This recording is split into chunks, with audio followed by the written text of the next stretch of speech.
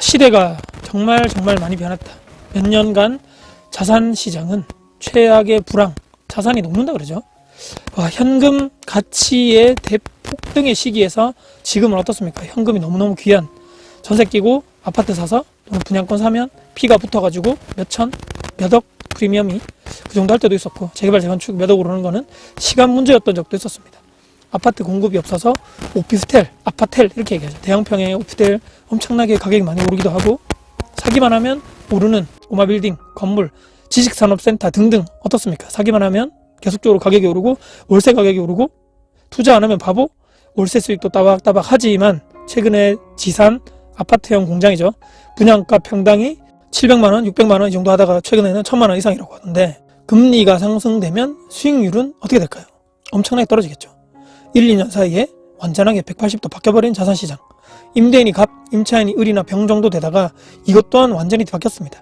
세입자 모시기가 하늘의 별 따기, 역전세, 수리도 잘 안 해줘.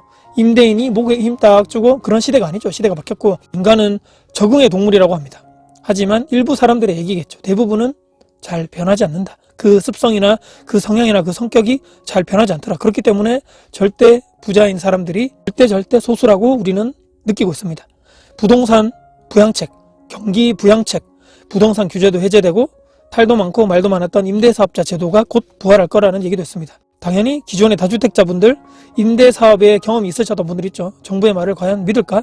기존의 세금 혜택도 약속했던 것들 중에서도 중간에 시간이 지나가지고 내가 언제 자기들 본인들 약속했던, 정부에서 말이죠, 정권이 바뀐 것도 아니었는데 그 약속이 무려 정부가 국민에게 했던 그 약속도 손바닥 뒤집듯이 이렇게 바뀌어버렸던, 지난 몇 년간 말이죠, 소급 적용도 돼버리고, 혜택은 없애도 의무는 더더더 빡세게, 과태료도 막 엄청나게 막 올렸죠. 규정이나 법이라는 테두리 안에서 말입니다. 과태료 자체가 어마무시합니다. 과연 사람들은 한 번 속지 두 번 속을까요? 한 번 이렇게 규제를 제대로 팍 맞고 한 번 뒤통수를 제대로 탁 맞은 사람들은 이런 본능이 있죠. 맞아본 이런 경험이 있기 때문에 이 길이 맞는지 맞지 않는지, 옳은지 옳지 않은지, 지난번 저렇게 겁박해가지고 야 너 지금 임대사업자 등록해, 안 그러면 너 세금을 확 더 때려버린다, 좋은 말 할 때, 지금 좋은 말 할 때 가입해서 임대료 따박따박 올리지 말고 10년간 5%만 올리고, 안 그러면 확 그냥 대신 세금 혜택은 내가 좀 약속할게, 종부세, 양도세 이렇게 등등 해가지고 울며 겨자 먹기식으로 가입을 했었는데,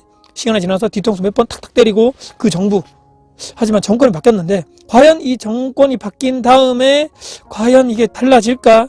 이제 이번 정권에서는 과연 이런 임대사업자 이제 다시 부활한다, 가입을 시켜가지고 다시 이제 임대 물건을 안정시키겠다, 이렇게 세금 혜택을 주겠다 했는데 과연 이것은 그대로 안정적이게 갈까? 글쎄, 이렇게 생각하는 겁니다.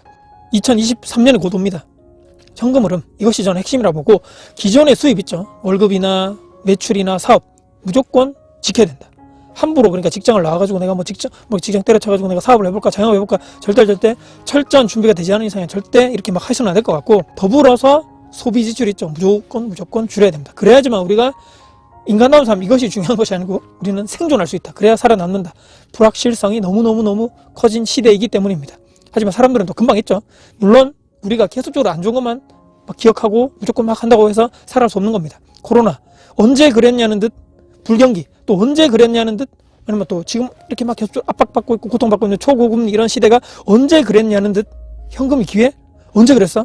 현금 보유? 바보들이 하는 짓이지. 또 이렇게 막 또 시간이 지나면서 이게 맞다 저게 맞다, 시대적 트렌드가 이게다 이거도 아니다. 아파트? 언제 폭락했어? 무조건 아파트는 무조건 우상향이지. 이런 기조가 또 향후 몇 달, 몇 년 안에 다시 또 올 수도 있다는 얘기입니다. 경제, 시장, 정책, 또 금리, 또는 규제, 미시적, 이런 거시적 사람들의 심리 등등 해가지고 제대로 공부한 사람, 또는 한 번을 이렇게 탁 바닥 친 사람 있죠. 절대로 앞으로 같은 실수를 반복해서는 안 됩니다. 한번 나락을 가봤기 때문에, 또 그 고통이 얼마나 심한지 우리는 알기 때문입니다. 하지만 어설프게 누구 말만 듣고, 또는 이런 최악의 상황에 나는 몰라, 수입 대비 지출 높아, 흥청망청, 인생 한 번뿐이지 본인 능력 이상의, 또는 그것보다 더 모자라서 빚을 져서 정말 차 사고 해외 명품, 해외여행, 이렇게 자녀 교육 등등 해가지고 미래를 준비하지 않는 사람, 행동 그렇게 그대로 크게 생각하자고 행동하시는 분들 있죠.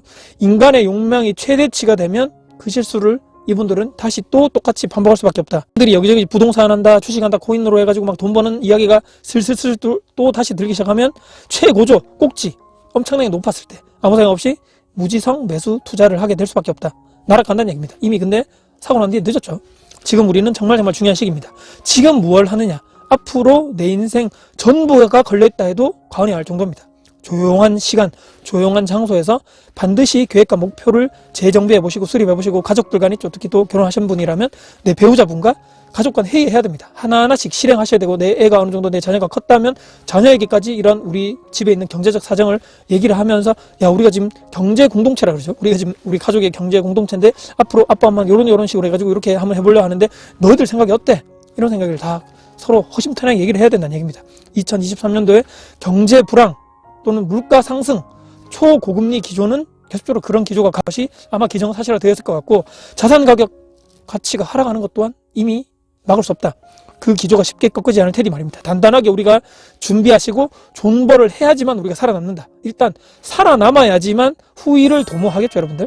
오늘 영상이 여러분들께 이렇게 막 너무 공포심리를 자극한다 이런 거보다는 다시 한번 우리가 객관적으로 우리를 바라보고 자기 객관화를 통해서 우리 가정일 또 내 자신을 어떻게 우리가 살아남기 위해서 어떻게 해야 될 것인가 다시 한번 고민하고 계획과 목표를 세우시는 여러분이 됐으면 하는 바람에서 영상을 마무리할까 합니다. 오늘 영상 여러분께 도움이 되셨다면 구독, 좋아요, 알람 설정, 댓글 주시고요. 영상 주변 분들께 공유될 가치가 더 생기신다면 널리 공유 부탁드리겠습니다. 여러분들 진심으로 응원합니다. 화이팅입니다.